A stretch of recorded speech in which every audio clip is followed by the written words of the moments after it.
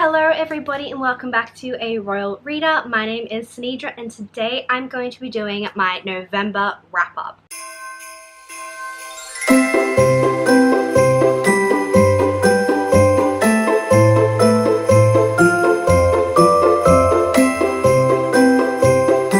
So November was quite a surprising month. I actually managed to read 7 books, which is insane considering as the last couple of months have not been the best for me in terms of reading. Now unfortunately some of the books that I read weren't the greatest. I do have a couple of 2-star reads, but nonetheless I enjoyed most of the books that I read. So let's just jump right into it. So the first book that I read for the month of November was in fact Daughter of Smoke and Bone by Laini Taylor. This is for the Daughter of Smoke and Bone along that has been hosted over on Twitter by Maddie from Browsing Book Blog. I really enjoyed this. This is a sort of, early 2010s YA fantasy, so it does have a couple of very obvious tropes that were very popular back then, but I still enjoyed it regardless. I am really looking forward to seeing the live stream that Maddie's going to be hosting over on her channel this Saturday, so I will be sure to leave the Twitter account as well as the announcement video linked in the description box for you to check out if you wish to join. So, Daughter of Smoke and Bone follows our main character Kaoru, who is an errand girl for a demon, I guess you could call him. She manages to travel across the globe using these portals, and she goes to collect a bunch of teeth that the demon somehow manages to change into magical items, I guess. So that is Kaoru's story.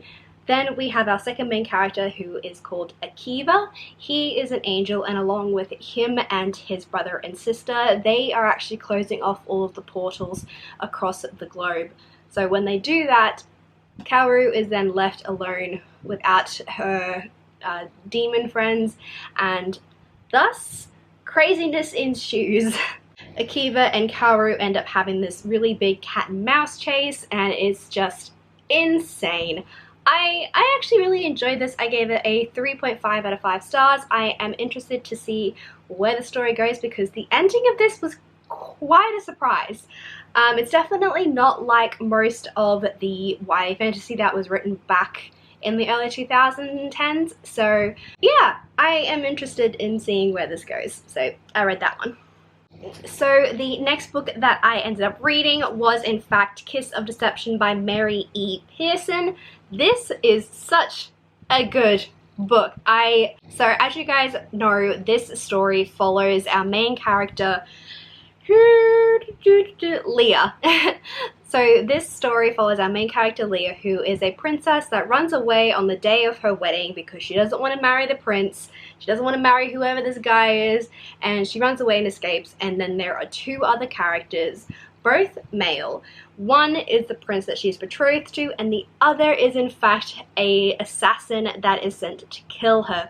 You don't know who's who. You don't know throughout the entire book until the very end, and when you think you know who's who, it's the complete opposite.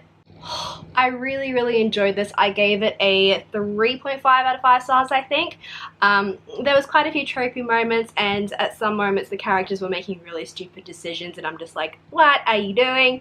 So yeah, I really enjoyed this. I suggest you guys pick this up. It's crazy. The next book I then picked up was my copy of Dark and Deepest Red by Anna Marie McLemore, I think is how you pronounce it. So this is supposed to be a historical retelling / recount of the dancing plague that was happening in, I think, the 17th century or the 15th century. I can't exactly remember.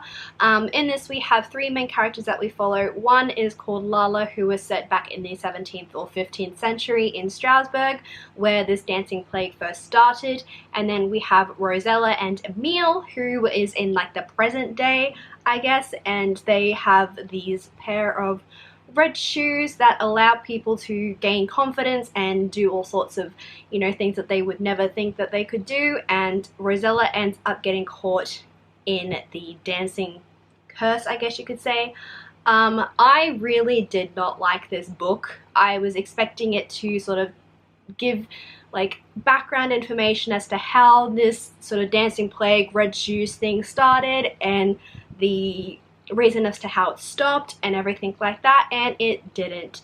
I was very much let down by this book, and even though this is a very short book, it's like barely 300 pages, it was a drag. I gave this a 2 out of 5 stars. It was just not fun. This book is also queer. We do have a transgender main character, and we also have lesbian romances as well as gay romances that are hinted at within the background, so they aren't in the forefront. So that was one good thing, I guess. I did actually enjoy the transgender character more than the other main character. I wish we could have gotten more from his perspective, but unfortunately we didn't. So yeah, there's that one. So unfortunately, following along with the 2-star books is going to be my next read, which was These Witches Don't Burn by Isabel Sterling. This is a sort of contemporary / urban fantasy that follows our main character Hannah, who is a witch, and she is dealing with a very, very bad breakup between her and her ex-girlfriend Veronica, who is also a witch, and they are from the same coven. In this book, we have a bunch of attacks that happen on both Hannah and Veronica and their friends, and Hannah believes that it is actually either a blood witch or a witch hunter that is attacking the coven and wreaking havoc.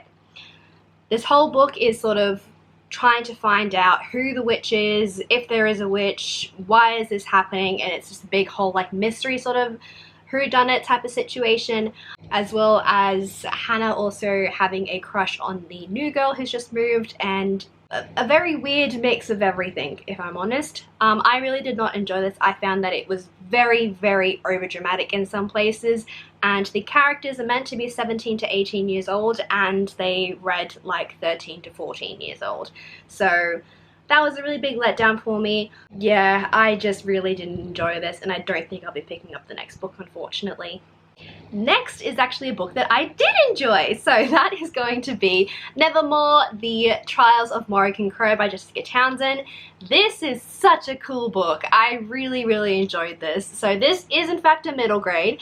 In this we follow our main character Morrigan Crow, who is a 11-year-old, I think, and on the eve of her birthday she is supposed to die, but in fact a man called Jupiter North comes knocking on her door and whisks her away to the land of Nevermoor, where he wants to induct her into the Wondrous Society.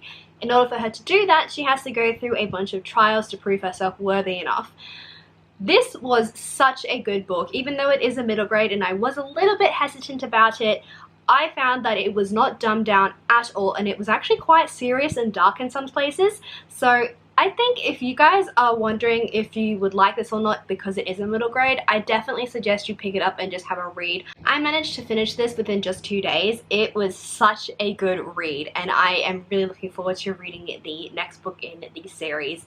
I'm really looking forward to the rest of the series as well, because apparently there's going to be 9 books in this series, which is insane. And I'm really looking forward to seeing how Morrigan sort of grows up, because throughout these books she is going to get older, so we are going to head more into a YA sort of writing, which I think is going to be quite interesting because this doesn't read like a middle grade, so I'm wondering how the YA books are going to read. Then the next book that I read was one that I just decided to pick up on a bit of a whim, and that's going to be Once and Future Witches by Alex E. Harrow. This follows our 3 main characters, Agnes, Beatrice, and Juniper. They are all sisters who had a really big falling out 7 years before this book is set. They then somehow managed to meet each other again in a town square where there is a suffragist movement being held, and while they are there, a massive display of witching power ends up being displayed, and in doing so they discover that the lost way to Avalon, which is like the sort of, you know, ultimate witching stuff, I guess, is sort of able to be found again after it was lost for, you know, hundreds and hundreds of years. So in this, Juniper decides that she wants to join the suffragist movement, and in doing so she tries to get the ladies of this movement to sort of begin practicing witching again to try and give them more power so that they can fight back against the oppressors, and it's definitely very much a feminist book, and I really did enjoy that. I really also enjoyed the racial conversations that happen. Our second main character, Beatrice, she does have a sort of relationship with a black woman called Cleo, who I really enjoyed. And obviously this is set back in the 18th century, so it's, you know, not very looked upon for not even just the black woman, but also, you know, a lesbian romance. So yes, I really did enjoy this. I really enjoyed how the witching power is sort of used. They use a lot of like herbs and like nursery rhymes and stuff, and a lot of their stories that they have are like old nursery rhymes and fairy tales that we know, but they have been turned so that they are more like females, so that we have you know, Hansel and Gretel, but instead it's, you know, two sisters instead of a brother and a sister, or they have, you know, Jack and Jill, but it's Jane and Jill. And so that was really cool. I really enjoyed that part. So I gave this book a 3.5 out of 5 stars, and I am very interested in picking up more of Alex E. Harrow's work. And then the last book that I read for the month of November was in fact From Blood and Ash by Jennifer L. Armentrout. This was such a crazy book, and it was definitely not like your usual vampire werewolf sort of novel. So in this we have our main character Poppy, who is a maiden, and in this world a maiden is not allowed to be spoken to, she's not allowed to be touched, she's not allowed to be looked at, she can't even read books that are fiction and that are not like religious texts that the priestess gives to her. So she is just completely locked away from everyone. She can't have any type of friends. It's a very lonely and sad life, but Poppy does not let that hold her back. She constantly escapes into the village to, you know, enjoy life as much as she can before her ascension, which I guess is what they call godhood or something. And while she is traveling through the village, she meets a boy called Hawk, who ends up becoming her personal guard through a series of very unfortunate circumstances, and it is just crazy. This sort of goes from like a hate to lovers to sort of enemies to lovers to just craziness. Holy crap. So I gave this book a 4.5 out of 5 stars. I really enjoyed it, and I cannot wait to read the next book in the series. So if you guys are like sort of on the fence about reading this book, just pick it up. It is honestly so good. So these are all of the books that I read in the month of November. This is crazy. I am actually really proud of myself for managing to read this many books. I did not expect to, but regardless, I read 7 books. I am proud of myself. So that is it for this video. I hope you guys enjoyed. Please let me know what some of the books that you guys read down below in the comments. I would love to see what you guys are reading. Let me know if you guys have read any of these books and what your thoughts are on them. Be sure not to leave any spoilers as well. If you enjoyed this video, please give it a like, and don't forget to subscribe. Hit that button down below so you can join. I would love to have more people to talk about books with. If you want to see more of me as well, then please be sure to check out my Goodreads, Twitter, and Instagram links. They are all down in the description box for you to have a follow. And yeah, that's pretty much it. I will chat to you guys in another video later on.